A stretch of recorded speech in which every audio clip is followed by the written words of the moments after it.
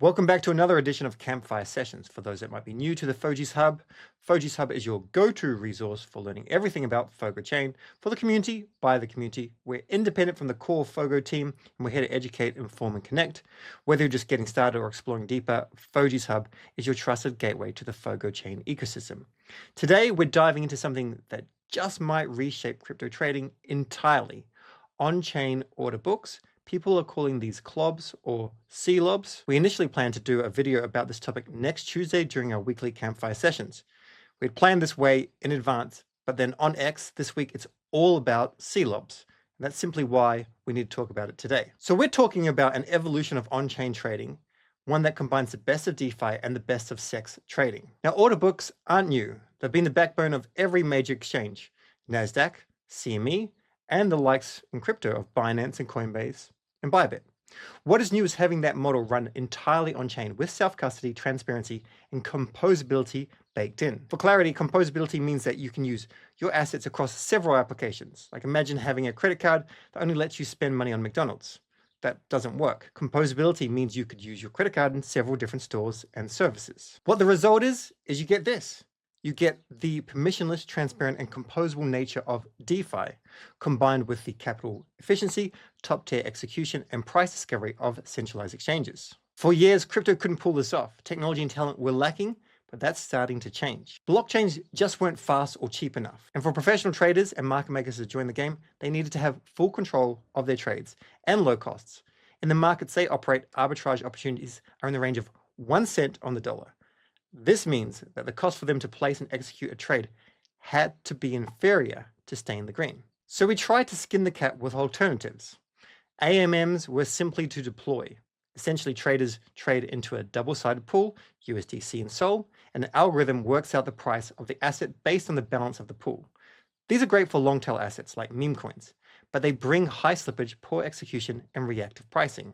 There's peer-to-peer models that are similar to AMMs, but they use oracles to get the price of the assets.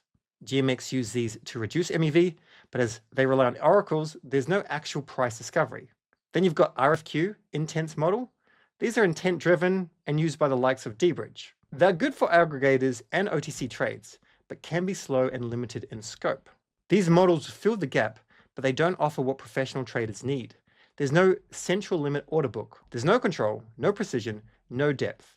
So these traders have settled for Binance, Bybit, and Coinbase. These alternatives, they made DeFi 2.0 possible, but they're just not enough for DeFi 3.0. All of this is changing. And this is all thanks to massive improvements in infrastructure.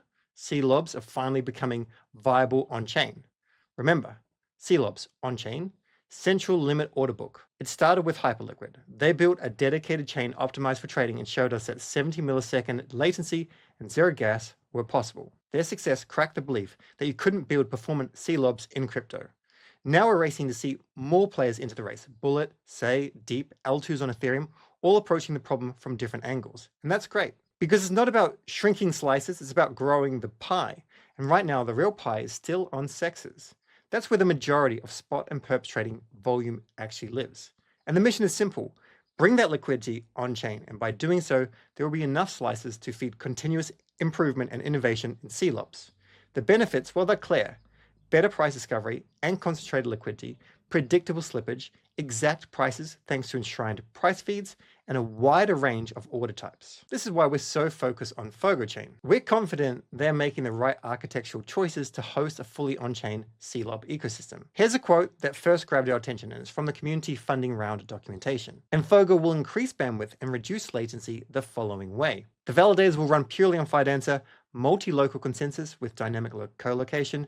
That means physically close to every trade, curated validator set that incentivizes high performance, only the best for the network, and this alongside strong players building dApps on top of Fogo Chain. This is how it's going to create the ideal environment for both spot and perps trading at scale. We've seen the limitations of older DEX models. We cover them regularly in our videos.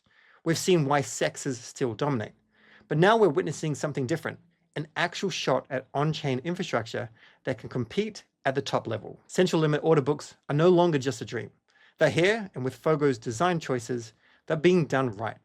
We'll keep covering the broader landscape, including Fogo's competitors, because competition leads to innovation, of course, and innovation grows the ecosystem. And that's the goal: bring the liquidity home, bring it on chain. Thanks for tuning in. Catch you in the next one. Be Fogo fast.